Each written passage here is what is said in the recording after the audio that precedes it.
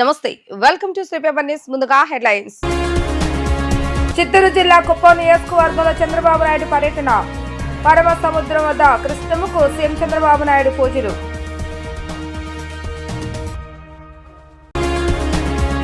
విశాఖలో నిర్వహించిన జాతీయ క్రీడా దినోత్సవంలో పాల్గొన్న మంత్రి నారా లోకేష్. ఆంధ్రప్రదేశ్ ప్రపంచానికి క్రీడా రాజధానిగా మారాలని ఆకాంక్ష. స్త్రీశక్తి పథకాన్ని భారంగా కాకుండా ఒక బాధ్యతగా అమలు చేస్తున్నామన్న మంత్రి మండపల్లి రాంప్రసాద్ రెడ్డి. కరూరు సీమ ప్రజల ఆకాంక్షలు నెరవేర్చుతూ ముఖ్యమంత్రి నారా చంద్రబాబు నాయుడు హంద్రీ నీవా జలాలను కుప్పం నియోజకవర్గంలోని చిట్ట చివరి ఆయకట్టు ప్రాంతానికి తీసుకొచ్చారు. శ్రీశైలం ప్రాజెక్టు నుంచి హంద్రీ నీవా సుజల స్రవంతి ప్రాజెక్టు ద్వారా 100 కిలోమీటర్ల మేర ప్రయాణించి వచ్చిన కృష్ణమ్మ జలాలు కుప్పం నియోజకవర్గంలోని పరమ సముద్రం చెరువుని చేరుకోగా ముఖ్యమంత్రి నారా చంద్రబాబు నాయుడు జలహారతి ఇచ్చి కృతజ్ఞతలు తెలిపారు. దశాబ్దాల నాటి కరువు సీమ ప్రజల కళ సాకారమైందని పరుగులు పెడుతూ కృష్ణమ్మ కుప్పం నియోజకవర్గంలోని పరమ సముద్రం చెరువును ముద్దాడింది. శ్రీశైలం ప్రాజెక్టు వద్ద నుంచి మొదలై ఉమ్మడి కర్నూలు, ఉమ్మడి అనంతపురం జిల్లాల మీదుగా 738 కిలోమీటర్ల ప్రయాణం చేసిన కృష్ణా జలాల హంద్రీనీవా సుజల స్రవంతి రెండవ దశలో చివరి ప్రాంతమైన కుప్పం నియోజకవర్గంలోని పరమ సముద్రం చేరుకున్నాయి. పెద్ద ఎత్తున కుప్పం రైతులు తరలిరాగా ఈ మహత్కర ఘట్టానికి గుర్తుగా ఫైలాన్ ఆవిష్కరించారు. చాంద్రమానేన ప్రభవాది షష్ఠి సంవత్సరాణం మధ్యే శ్రీ విశ్వావసు నామ సంవత్సరే దక్షిణాయనే వర్ష ఋతౌ భాద్రపద మాసే శుక్లపక్షే సప్తమ్యాం శుభతిథౌ స్థిరవాసర యుక్తాయాం శుభనక్షత్ర శుభయోగ శుభకరణ ఏవం గుణ విశేషణ విశిష్టాయాం అస్యాం శుభతిథౌ శ్రీమహే దేవయోన ప్రచోదయాత్ శ్రీ మహాగణాధిపతయే నమః. సర్వోపచార పూజార్థం యథా భాగతః గుడగండం నివేదయామి. శ్రీ మహాగణాధిపతయే నమః. సర్వోపచార పూజాం సమర్పయామి. శ్రీ మహాగణాధిపతయే నమః. యథాస్థానమిదాచకం ప్రతిష్టాపయామి. శోభనార్థే నీళ్ళల్లో శ్రీ మహాగణాధిపతయే నమః. సర్వోపచార యథాస్థానమిదాచకం ప్రతిష్టాపయామి. శోభనార్థే క్షేమాయ పునరాగమనాయ చ.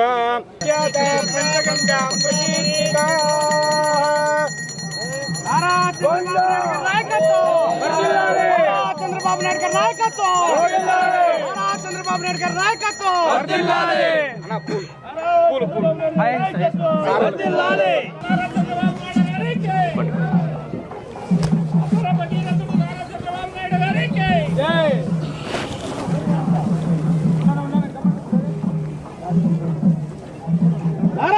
చంద్రబాబు నాయుడు గారి నాయకత్వం, చంద్రబాబు నాయుడు గారి నాయకత్వం.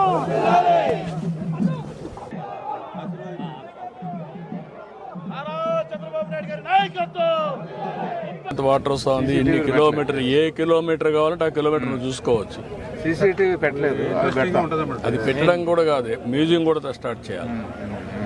చూస్తారా, భావితరాలకి అర్థం కావాలి. స్టూడెంట్స్ అసోసియేట్ కావాలి. What is right, what is wrong, water నేచర్ని ఎట్లా ఇది చేయాలి, అసోసియేట్ కావాలి.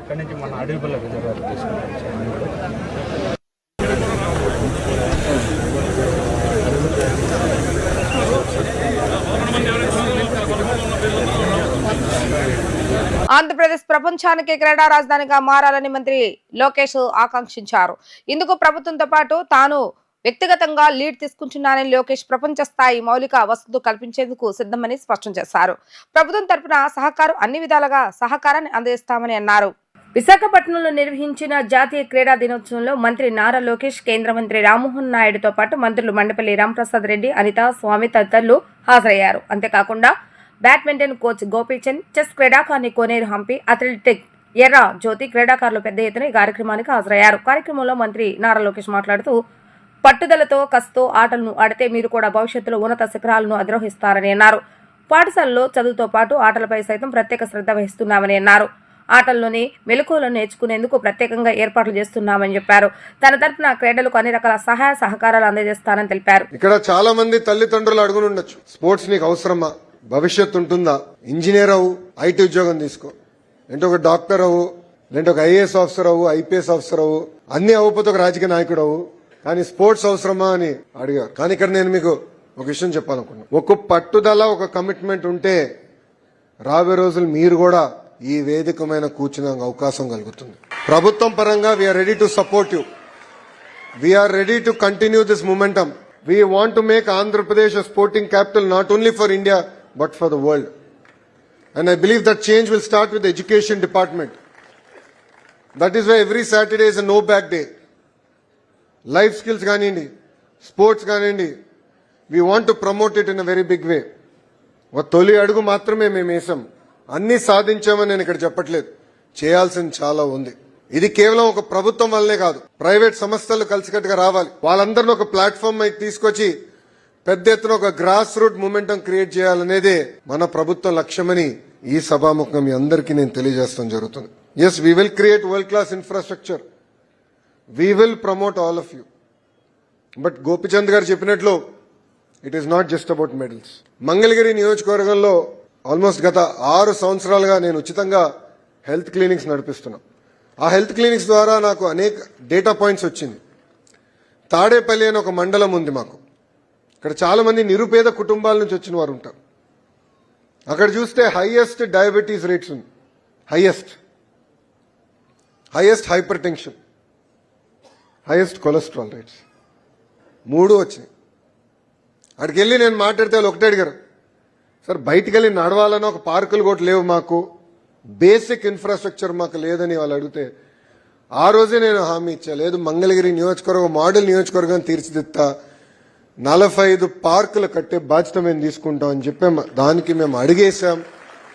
స్త్రీశక్తి పథకాన్ని భారంగా కాకుండా ఒక బాధ్యతగా అమలు చేస్తున్నామని రాష్ట్ర రవాణా క్రీడా శాఖ మంత్రి మండిపల్లి రాంప్రసాద్ రెడ్డి అన్నారు.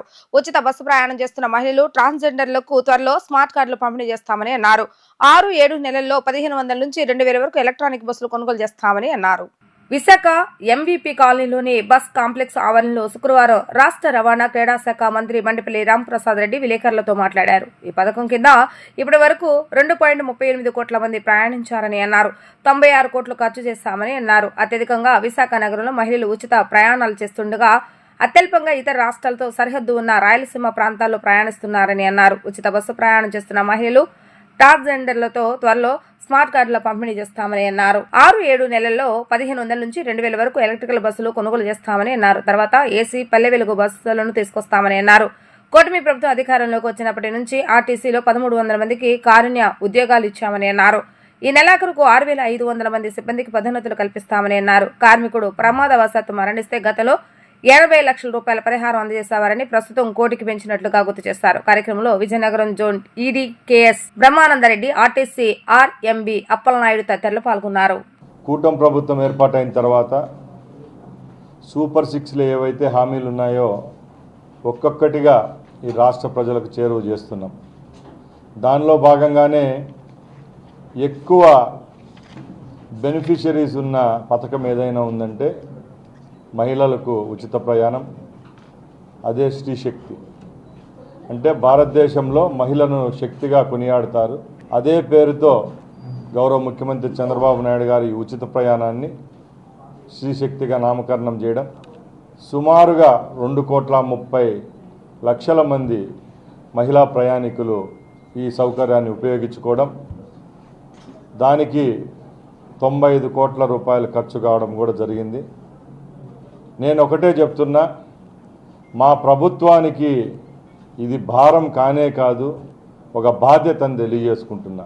మా డిపార్ట్మెంట్కి సంబంధించిన స్త్రీ శక్తి విషయానికి వస్తే రాష్ట్రంలో ఒక కుగ్రామం నుంచి పట్టణ స్థాయి వరకు ఉన్న బస్సుల్లో, అంటే మాకు ఆర్టీసీలో ఉన్న బస్సుల్లో 75% బస్సుల్లో ఈ అవకాశాన్ని మహిళలకు కల్పిస్తున్నాం.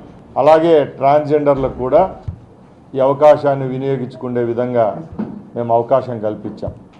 అలాగే కేవలం బస్సు ప్రయాణమే కాదు, ఎప్పుడైతే ఈ స్త్రీశక్తి పథకాన్ని రాష్ట్రంలో ఇంప్లిమెంట్ చేయాలనుకున్నామో పొరుగు రాష్ట్రాల్లో ఈ పథకాన్ని కూడా ప్రభుత్వాలు ఇస్తున్నాయి.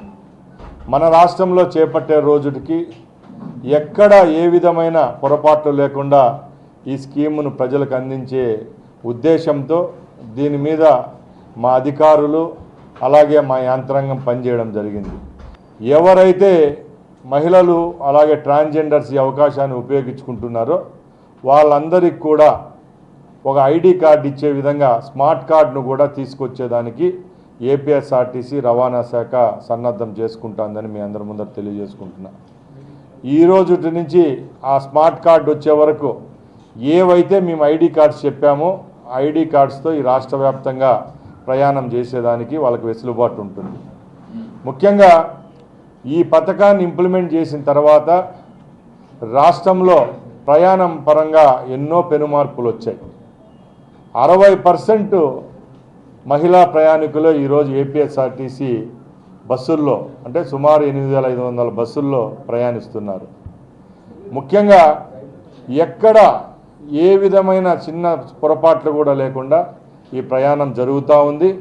రాబోయే కాలంలో కూడా దీన్ని సులభతరం చేసుకునే విధంగా ఏపీఎస్ఆర్టీసీలో కొత్త బస్సుల కొనుగోలు కూడా జరుగుతుంది. దీని విషయంలో గౌరవ ముఖ్యమంత్రి గారు కూడా చర్యలు తీసుకుంటున్నారు. కాబట్టి వచ్చే 6-7 నెలల్లోనే ఇంకా అదనంగా బస్సులు వస్తే ఈ రాష్ట్రంలో సులభతరం అయ్యేదానికి వీలుంటుందని తెలియజేసుకుంటూ, ముఖ్యంగా గౌరవ ముఖ్యమంత్రి గారి ఉద్దేశం ఒకటే, రాష్ట్రంలో ఏపీఎస్ఆర్టీసీని మరొక్కసారి గాడిలోకి తీసుకొని రావాలా. ఇంత ఘన విజయానికి కారణం ఏపీఎస్ఆర్టీసీ యొక్క కార్మికులు, అక్కడ పనిచేస్తున్న ఉద్యోగులు. కాబట్టి వాళ్ళకు కూడా ఈ 14 నెలల్లో ఈ రాష్ట్ర ప్రభుత్వం ద్వారా ఎన్నో మంచి కార్యక్రమాలు చేపట్టడం జరిగింది. దానిలో భాగంగానే మీ దృష్టికి కొన్ని విషయాలు తీసుకొని వస్తాను. నైట్ అవుట్ అలవెన్స్లు ఏదైతే 80 రూపాయలు ఉన్నదో దాన్ని మా ప్రభుత్వం ఏర్పాటైన తర్వాత 150 రూపాయలు చేయడం జరిగింది. దీనిలో భాగంగా సుమారుగా 15,000 మంది ఎంప్లాయీస్ ఎవరైతే ఉంటారో ఆ ఎంప్లాయీస్ అందరికీ బెనిఫిట్ అయ్యే విధంగా ఇప్పుడు పనిచేస్తున్నాం. అలాగే ఎంప్లాయీస్ ఎవరైతే ఉంటారో వాళ్ళు ప్రమాదపరంగా చనిపోతే వాళ్ళ కుటుంబాలకు ముందు 80 లక్షలు చెల్లించేవాళ్ళు. ఈ ప్రభుత్వం వచ్చిన తర్వాత దాన్ని 1 కోటి రూపాయలు చేయడం జరిగింది. అలాగే వారి యొక్క జీతభత్యాల నుంచి గత ప్రభుత్వాల్లో 200 రూపాయలు నెలకు తీసుకుంటా ఉంటే దాన్ని కూడా రద్దు చేసి ఈ ప్రభుత్వం 0 రూపాయలతోనే ఈ బీమాను కూడా వారికి వర్తించే విధంగా చర్యలు తీసుకునే విధంగా మేము ముందుకెళ్తున్నాం. కీలక రంగాల్లో ఆవిష్కరణలను ప్రోత్సహించేందుకు పోటీతత్వం సామర్థ్యాన్ని పెంపొందించడానికి కేంద్ర ప్రభుత్వం ప్రారంభించిన జాతీయ తయారీ మిషన్ ఉపయోగపడుతుందని కేంద్ర విమానయాన శాఖ మంత్రి కింజరపు రామ్మోహన్ నాయుడు పేర్కొన్నారు. సగటున ప్రతి 40 నుంచి 50 రోజులకు దేశంలో ఒక కొత్త విమానాశ్రయాన్ని ప్రారంభిస్తున్నామని తెలిపారు. 2047 నాటికి దేశంలో 350కి పైగా విమానాశ్రయాలు ఉంటాయని పేర్కొన్నారు. కేంద్ర పౌర విమానయాన సంస్థ, భారత పరిశ్రమల సమైక్య, society of Indian defence manufacturers సంయుక్త ఆధ్వర్యంలో శుక్రవారం విశాఖలో నిర్వహించిన ఏరోస్పేస్ మ్యానుఫ్యాక్చరింగ్ సదస్సులో ఆయన మాట్లాడారు. మన దగ్గర ప్రతిభావంతులు, మానవ వనరులు అందుబాటులో ఉన్నాయని అన్నారు. చైనాతో సమానంగా ఏటా 1.5 మిలియన్లకు పైగా ఇంజనీరింగ్ గ్రాడ్యుయేట్లు బయటకు వస్తున్నారని చెప్పారు. విమానయాన రంగం అవకాశాల గని అని, వాటిని తవ్వి తీయడానికి ప్రతి ఒక్కరూ కృషి చేయాలని అన్నారు. ప్రధాని మోడీ నేతృత్వంలో మేక్ ఇన్ ఇండియా విధానం రికార్డులు సృష్టిస్తుందని చెప్పారు. భారత్ ఇప్పటికే ప్రపంచ పెట్టుబడిదారులకు ఇష్టమైన గమ్యస్థానంగా మారిందన్నారు. తయారీ రంగంలో వార్షిక విదేశీ ప్రత్యక్ష పెట్టుబడులు 2014తో పోలిస్తే 2024-25కు $36 బిలియన్ల నుంచి $81 బిలియన్ చేరాయన్నారు. ప్రపంచంలోని 100 దేశాలకు రక్షణ సాంకేతికతను ఎగుమతి చేస్తున్నామని చెప్పారు. దేశంలోని విమాన పైలట్లో 15% మహిళలని, ప్రపంచ సగటు 5% కంటే ఇది అధికం అన్నారు. రాబోయే 10 నుంచి 15 ఏళ్లలో పెరగనున్న విమానాల దృష్ట్యా 25,000 నుంచి 30,000 పైలట్లు అదనంగా అవసరమని అన్నారు. దేశంలో అంతరిక్ష రంగం వృద్ధికి ఏపీ పైలట్ గా మారుతుందని దృఢంగా విశ్వసిస్తున్నామని చెప్పారు. విమానయాన కళలకు చంద్రబాబు నాయుడు రెక్కలందించారని కేంద్ర మంత్రి రామ్మోహన్ నాయుడు పేర్కొన్నారు. This was 3 months back around when he found out that aerospace has so much demand and there is so much potential, and he ensured that all the support will be extended from the state government, and especially you can see it from the beautiful defense and aerospace policy that they have created. I can assure you as a Minister of Civil Aviation that out of all the states, this is one of the best policies that you'll see in the country. And they have worked really, really hard. They have looked into all the policies that are there right now across the country, and they have did a +1 to each and every aspect of it, and they have made sure that it is not only going to be a beneficial thing for the state, but also the person who is going to invest. There is a mutual consensus that is going to be created when you invest in the state of Andhra Pradesh. So as a minister from the government of India, I would like to congratulate the government of Andhra Pradesh for creating such a beautiful policy, because even if it is in Andhra Pradesh that the industry is going to come and create a strong ecosystem, the country is going to benefit. So we have the right leadership, we have the right time, and we have the right place. Now the right decisions have to be made, and I request each and every one of you that is present here to once again invest in the state of Andhra Pradesh. You know that I am the Minister of Government of India. You can take me out of Andhra, but you can't take Andhra out of me. So I'll be pushing for Andhra Pradesh. And also, I'm seeing the presentation that is being given by the AP state government. Especially, I was looking at the airports, 9 airports.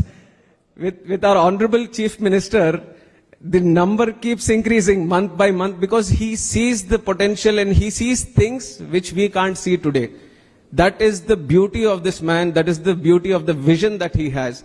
But what is very important for each and every one of you to take note of, no matter anyone can match the policies or the benefits or the incentives that we can give. I mean, the state of Andhra can give, but nobody can match the vision of our Chief Minister, Chandrababu Naidu Garu. He is the key here. He is a man of vision. And now, for the man of vision, we have a man of action also, Lokesh Anna Garu, where Chandrababu Naidu Garu brings in the ease of doing business, and now Lokesh Anna is bringing the speed of doing business. And this is a powerful combination that the state government has, and we are all there to support this momentum and the rebirth that the Andhra Pradesh state is taking forward today. It's a startup state, but a very, very aspirational state today with a lot of forward-looking policies and investments which are going to create a buzz not only in the country but across the globe. And I've taken the example of Quantum Valley earlier. So these are some of the concepts. And I've talked very vastly into all the various aspects of aerospace manufacturing. Couple of things I just want to mention again in this closing address is that the support from the Ministry of Civil Aviation is continuously going to be there for this manufacturing sector. Like I said, this is the gold mine in civil aviation. How much we can mine out of it is there in our hands. So we are creating all the tools for us to mine it right now, and you have to take advantage of it. ముఖ్యమంత్రి Nara Chandrababu Naidu సారథ్యంలోని NDA ప్రభుత్వం గత 14 నెలల కాలంలో ఇచ్చిన ప్రతి ఒక్క హామీ నెరవేర్చుతుందని, ప్రజల ఆకాంక్షలకు అనుగుణంగా పాలన సాగుతుందని స్వచ్ఛంద్ర కార్పొరేషన్ చైర్మన్ కొమ్మారెడ్డి పట్టాభిరామ్ అన్నారు. యువతకు ఇచ్చిన మాట ప్రకారం 16,340 టీచర్ పోస్టులతో మెగా డిఎస్సీని పారదర్శకంగా నిర్వహించామని తెలిపారు. టీడీపీ కేంద్ర కార్యాలయంలో ఏర్పాటు చేసిన విలేకరుల సమావేశంలో స్వచ్ఛంద్ర కార్పొరేషన్ చైర్మన్ కొమ్మారెడ్డి పట్టాభిరామ్ మాట్లాడుతూ ఎన్డీఏ కూటమి ఇచ్చిన ప్రధాన హామీలలో ఒకటైన ఉద్యోగ కల్పనను నెరవేర్చేందుకు ప్రభుత్వం 1,00,000 కోట్ల పెట్టుబడులు తీసుకురావడమే కాకుండా మెగా డిఎస్సీకి శ్రీకారం చుట్టిందని అన్నారు. నారా లోకేష్ చూపించిన చొరవతో మెగా డిఎస్సీని నిర్వహించి దాదాపు 16,347 పోస్టులను త్వరలో భర్తీ చేయనున్నామని తెలిపారు. ఈ పరీక్షలకు 3,36,307 మంది రిజిస్ట్రేషన్ చేసుకోగా 92.9% మంది హాజరయ్యారని అన్నారు. నారా లోకేష్ విద్యా వ్యవస్థను గాడిలో పెట్టి విద్యార్థుల ఉపాధ్యాయుల జీవితాల్లో వెలుగులు నింపుతున్నారని పేర్కొన్నారు. 5 సంవత్సరాల కాలంలో 20 లక్షల ఉద్యోగాలు కల్పిస్తాం అనేదైతే హామీ ఇచ్చామో, తెలుగుదేశం, భారతీయ జనతా పార్టీ, జనసేనతో కూడినటువంటి ఎన్డీఏ కూటమి పక్షాన ఏదైతే హామీ ఇచ్చామో, మరి ఆ హామీ నెరవేర్చే విధంగా లక్షల కోట్ల రూపాయల పెట్టుబడి తీసుకురావటమే కాకుండా లక్షల ఉద్యోగాలు మరి ప్రైవేట్ రంగంలో కల్పించడమే కాకుండా ప్రభుత్వ పరంగా ప్రభుత్వ ఉద్యోగాల భర్తీకి కూడా పెద్ద ఎత్తున శ్రీకారం చుట్టింది. దానిలో ప్రధానమైనది మెగా డిఎస్సి.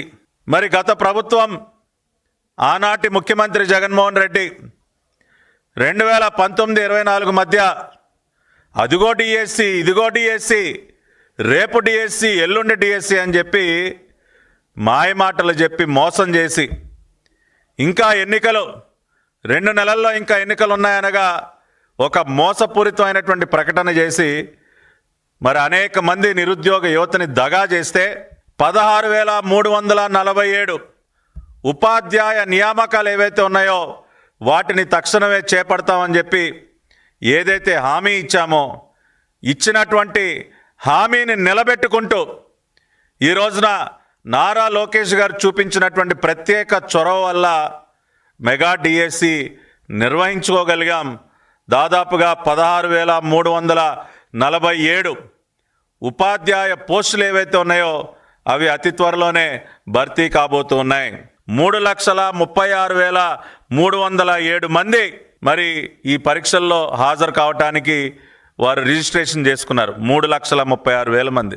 దాదాపుగా 92.9% మంది పరీక్షకు హాజరయ్యారు. 16,347 టీచర్ పోస్టులకు సంబంధించి పరీక్షలన్నీ కూడా డిఎస్సి పరీక్షలన్నీ కూడా సజావుగా జరిగాయి.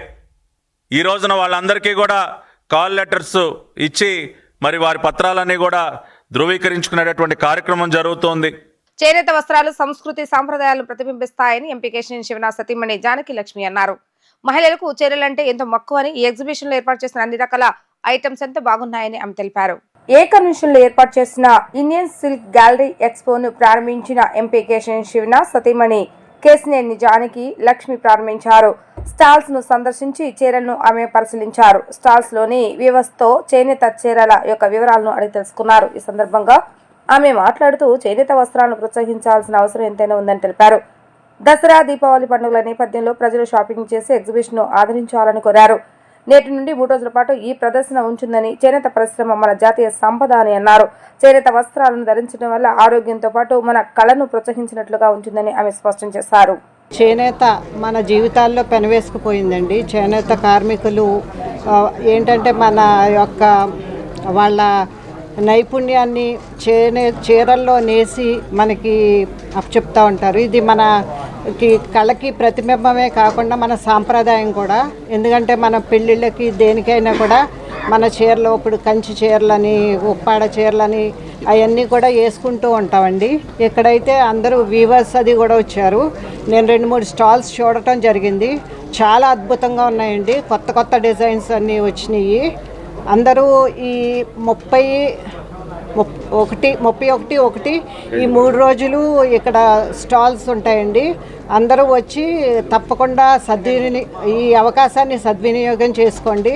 దసరా, దీపావళి, మళ్ళీ పెళ్ళిళ్ళ సీజన్ ఉంది కాబట్టి తప్పకుండా అందరూ వచ్చి ఈ అవకాశాన్ని వాడుకోవాల్సిందిగా ప్రార్థిస్తున్నానండి. అంతేకాకుండా ఇప్పుడు మనం చేనేత అన్నది మనకి పూర్వ తరాల నుంచి వచ్చిందండి. మనము ఆ చీరలన్నీ వాళ్ళెంతో కష్టపడి నేస్తారు. ఒక్కొక్క చీర నేయటానికి 1 నెల రోజులు కూడా పట్టొచ్చు, 2 నెలలు పట్టొచ్చు, 3 నెలలు పట్టొచ్చు. సో మనం అవన్నీ కొనుక్కుంటేనే కదండి వాళ్ళకి మళ్ళీ ఆధారం అంటూ ఉంటుంది. వాళ్ళకి కళలు మళ్ళీ నైపుణ్యాన్ని పెంచుకుంటాకి ఉంటుంది. మనకి నచ్చిన డిజైన్స్ కూడా కొంతమంది నేస్తామని చెప్పారు. కలెక్షన్లు అయితే చాలా అద్భుతంగా ఉన్నాయండి.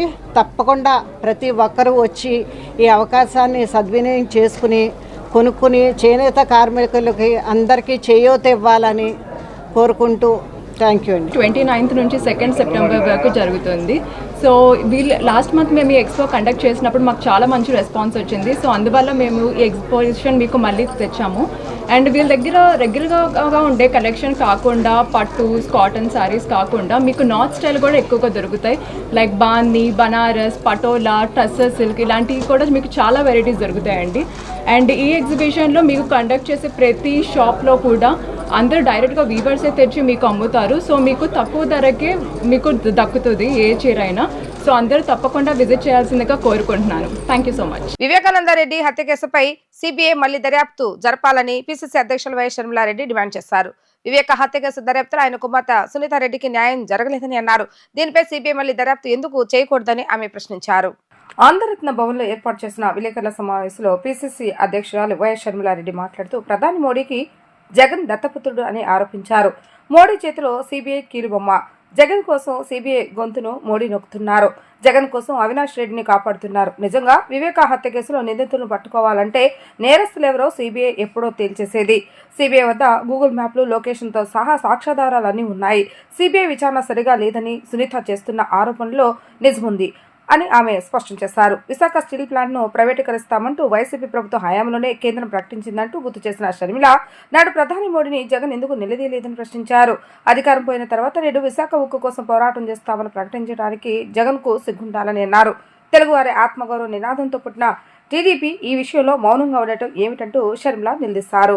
రాజశేఖర రెడ్డి గారు కొడుకు కాబట్టి, రాజశేఖర రెడ్డి గారు ఎప్పుడు బీజేపీకి మద్దతు ఇవ్వలేదు కాబట్టి, బీజేపీ వ్యతిరేకించారు కాబట్టి జగన్మోహన్ రెడ్డి గారు రాజశేఖర రెడ్డి గారి కొడుకులా అండగా నిలబడతారు అనుకున్న సామాజిక వర్గాలన్నీ ఇప్పటికి మోసపోయాయి. కానీ జగన్మోహన్ రెడ్డి గారు నిజంగానే మోడీ గారికి దత్తపుత్రుడు అనడానికి ఇది ఒక నిదర్శనం కాదా? మోడీ గారు ఎప్పుడూ కానీ, అసలు బీజేపీ పార్టీ ఎప్పుడూ కానీ మతతత్వ రాజకీయాలు చేయలేదా? మరి అలాంటప్పుడు జగన్మోహన్ రెడ్డి గారు బీజేపీ పార్టీకి ఎందుకు మద్దతు ఇస్తున్నారు? బీజేపీ పార్టీ పక్షాన ఇప్పుడే కాదు ముందు నుంచి కూడా నిలబడ్డారు అంటే దానికి కారణం మోడీ గారి దత్తపుత్రుడనే కదా. ఒకవైపు ఏమో చంద్రబాబు గారు పొత్తు పెట్టుకున్నారు, మిత్రపక్షం అంటున్నారు. ఇంకోవైపు జగన్మోహన్ రెడ్డి గారు మద్దతు ఇస్తున్నారు అంటే మరి మీదేమనాలి? అక్రమ పొత్తు అనాలి కదా.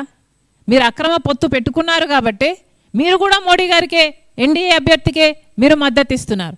సుదర్శన్ రెడ్డి గారు ఏ పార్టీకి చెందిన వారు కాదు. అవతల బీజేపీ వాడు అభ్యర్థి నిలబెట్టిన ఎన్డీఏ అభ్యర్థి ఆర్ఎస్ఎస్కు సంబంధించిన వాడు. ఆర్ఎస్ఎస్ తరపున నిలబడిన వాడు ఉన్నవాడు. ఆర్ఎస్ఎస్ నుంచి వాళ్ళు ఒక మనిషిని నిలబెడితే ఇంకో పక్క సుదర్శన్ రెడ్డి గారు ఏ పార్టీకి చెందినవాడు కాదు. ఎన్నో అద్భుతమైన జడ్జిమెంట్లు గిరిజనుల కోసం కూడా నిలబడినవాడు. అలాంటివాడు, తెలుగువాడు, మీ సామాజిక వర్గానికి చెందినవాడు. మరి మీరు ఎందుకు మద్దతు ఇవ్వటం లేదో ఒక్క క్లారిఫికేషన్ అయినా జగన్మోహన్ రెడ్డి గారు ఇచ్చారా? వైసీపీ స్టీల్ ప్లాంట్ కోసం ఉద్యమిస్తుందంటనా? ఉద్యమం అన్న పదానికి అర్థం తెలుసా వీళ్ళకి? అసలు వైజాగ్ స్టీల్ని ఖూనీ చేసిందే జగన్మోహన్ రెడ్డి గారు. 2021లో అంటే జగన్మోహన్ రెడ్డి గారు ముఖ్యమంత్రిగా ఉన్న సమయంలోనే department of investment and public asset management వాళ్ళు మేము విశాఖపట్నం స్టీల్ ప్రైవేటైజ్ చేయబోతున్నాము అని ప్రకటిస్తే ఆ రోజు ఏం ఉద్యమం చేశారట? ఆ రోజు ఏం పీకారు? పచ్చిగడ్డి పీకారా? ఒట్టిగడ్డి పీకారా? గాడిదలు కాశారా? 22 మంది లోక్సభ ఎంపీలు ఉన్నారు, 11 మంది రాజ్యసభ ఎంపీలు ఉన్నారు. గుడ్డి గుర్రాలకు పళ్ళు తోమారా అందరూ? ఏం చేశారండి? అప్పుడు ఎందుకు ఉద్యమించలేదు? ఇప్పుడు ఉద్యమిస్తారా? సిగ్గుండాలి చెప్పుకోవడానికి కూడా. ఇంతవరకు అయితే సునీతారెడ్డి గారికి న్యాయం జరగలేదు. ఇప్పటి వరకు ఎలా పోరాటం చేసిందో ఇప్పుడు కూడా అదే పోరాటమే చేస్తుంది కదా. తను పోరాటం చేయటంలో తప్పు లేదు కదా. ఇంతవరకు న్యాయం జరగలేదు అంటే ఎందుకు జరగలేదు? ఎందుకంటే బీజేపీ పార్టీ ఇన్కమ్ ట్యాక్స్ అయినా సరే, ఈడీ అయినా సరే, సిబిఐ అయినా సరే, ఆఖరికి ఎలక్షన్ కమిషన్ అయినా సరే అన్ని సంస్థల్ని వాళ్ళు గుప్పెట్లో పెట్టుకున్నారు. వాళ్ళకి ఇష్టం వచ్చినట్లు ఆటలు ఆడిస్తున్నారు. జగన్మోహన్ రెడ్డి గారు మోడీ గారికి దత్తపుత్రుడు కాబట్టి జగన్మోహన్ రెడ్డి గారికి, అవినాష్ రెడ్డి గారికి కాపు కాస్తుంది బీజేపీ పార్టీ. అవును, సిబిఐ ఎంక్వైరీ సరిగ్గా చేయటం లేదు అని సునీతారెడ్డి అంటుంటే దాంట్లో తప్పేమైనా అంటుందా? నిజంగానే సిబిఐ అనుకుంటే ఈ పార్టీకి పాత్రదారులు, సూత్రధారులు అందరినీ బయట పెట్టాల్సిన అవసరం ఉంది కదా. సిబిఐకి తెంచిన ఒక ఆఫీసరే, మేం కాదు కదా అంటున్నది, ఒక ఆఫీసరే అంటున్నాడు. Avinash Reddy Google maps location pins match అవుతున్నాయి, ఫోన్ కాన్వర్జేషన్స్, ఫోన్ నంబర్స్, వాళ్ళ ఫోన్ కాల్స్ మ్యాచ్ అవుతున్నాయి అని చెప్తున్నారు. అవినాష్ రెడ్డి గారు వాళ్ళకు సంబంధించిన వాళ్ళ ఇంట్లోనే పోలీస్ ఆఫీసర్ని సహా బెదిరించారు అంటున్నారు. ఇన్ని సాక్ష్యాలు పెట్టుకొని కూడా ఇంతవరకు వాళ్ళు బయట తిరుగుతున్నారు అంటే ఏమిటి అర్థం? న్యాయం జరగలేదనే, న్యాయం జరగట్లేదనే కదా అర్థం. ఈ ఏడాది నేషనల్ స్పోర్ట్స్ డేను విశాఖలో ఘనంగా నిర్వహించామని శాప్ చైర్మన్ రవినాయుడు అన్నారు. వచ్చే ఏడాది నేషనల్ స్పోర్ట్స్ డేలో 3 లక్షల మందిని భాగస్వామ్యం చేయాలని నిర్ణయించామని తెలిపారు. గతంలో క్రీడాకారులకు ఇవ్వవలసిన 16 కోట్ల బకాయిలను విడుదల చేశామని ఆయన స్పష్టం చేశారు. స్టేట్ మీట్ పెట్టాం. దాదాపు 24,121 మంది క్రీడాకారుల్ని దీంట్లో భాగస్వాములు చేసే కార్యక్రమానికి శ్రీకారం చుట్టాం. నెక్స్ట్ టైం కి 3 లక్షల మంది క్రీడాకారులను భాగస్వాములు చేయాలని, ప్రతి స్కూల్ టు స్కూల్ టోర్నమెంట్ పెట్టాలని ఒక ప్రణాళికాబద్ధంగా ఈ కార్యక్రమం తీసుకోవడం జరిగింది. గతంలో క్రీడాకారులకి ఏ విధంగా జరిగిందో మీరు అందరూ చూశారు. కానీ గౌరవ ముఖ్యమంత్రి నారా చంద్రబాబు నాయుడు గారు ఈ 9 నెలల్లో 16 కోట్ల రూపాయలు ఇన్సెంటివ్స్ గతంలో 22, 20, 23 ఉన్న బకాయిలన్నీ ఈ రోజు ఉదయం 11 గంటలకు అన్ని క్లియర్ చేయడం జరిగింది. స్పోర్ట్స్ అనేది విద్యాశాఖ సపోర్ట్ లేకుండా క్రీడ అనేది అభివృద్ధి జరగదు. విద్యాశాఖ సహకారం ఉంటేనే స్పోర్ట్స్ అభివృద్ధి చెందుతుంది. చాలా మంది విద్యాశాఖ మంత్రులు నేను కూడా చేశాను. నేను విద్యార్థి నాయకుడిగా 10th క్లాస్ ఎగ్జామ్స్ అయిపోయాయి, నేను సక్సెస్. ఇంటర్మీడియట్ ఎగ్జామ్స్ అయిపోయాయి, నేను సక్సెస్. ఎంసెట్ ఆసెట్ అయిపోయింది, నేను విద్యాశాఖ మంత్రిగా ఈ సంవత్సరం సక్సెస్ అనుకున్న విద్యాశాఖ మంత్రులు చూసా. ఫస్ట్ టైం ఒక విద్యాశాఖ మంత్రి సమూలమైన మార్పులు తీసుకొని రావాలి. విద్యాశాఖలనే కాదు, మన పిల్లల్ని మానసికంగా, శారీరకంగా దృఢంగా తయారు చేయాలని చెప్పి ఆలోచిస్తున్న ఒకే ఒక విద్యాశాఖ మంత్రి మన నారా లోకేష్ గారు. ఆయన విద్యాశాఖ మంత్రి అయిన తర్వాత ప్రతి స్కూల్ కి గ్రౌండ్ ఉండాలని చెప్పి జీవో ఇచ్చిన ఏకైక విద్యాశాఖ మంత్రి మన నారా లోకేష్ గారు. స్కూల్ టు స్కూల్ టోర్నమెంట్లు పెట్టాలి. మొన్న హెచ్ఎఫ్ గేమ్స్ పెడితే ఫస్ట్ జిల్లాకి యూనిఫామ్స్ ఇవ్వమని చెప్పి మొదటగా ఆదేశాలు జారీ చేయడం జరిగింది. దాంతో పాటు చాలా మంది అంతకుముందు హెచ్ఎఫ్ గేమ్స్ పెడితే డిస్టిక్ లో దాతల నుంచి రిక్వెస్ట్ చేసి భోజనాలు పెట్టుకునే పరిస్థితి నుంచి ముందుగానే 50% టీఏడిఎల్ ఇచ్చి అలవెన్స్ ఇచ్చి ముందుగానే నేషనల్ స్కూల్ గేమ్స్ పెట్టుకోమని చెప్పి ఆదేశాలు జారీ చేసిన ఏకైక విద్యాశాఖ మంత్రి మన నారా లోకేష్ గారు. వార్తలు ముగించే ముందు హెడ్లైన్స్ మరొకసారి. చిత్తూరు జిల్లా కుప్పం నియోజకవర్గంలో చంద్రబాబు నాయుడు పర్యటన. పరమ సముద్రం వద్ద కృష్ణమ్మకు సీఎం చంద్రబాబు నాయుడు పూజలు.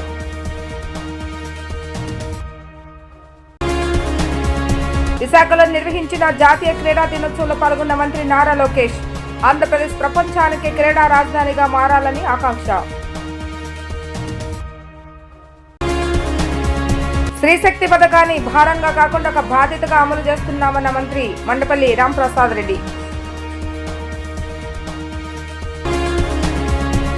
ఇవి ఈరోజు వార్తా విశేషాలు. మళ్ళా తిరిగి ప్రసారమే వార్తలు మళ్ళీ కలుద్దాం. అంతవరకు సెలవు. నమస్కారం.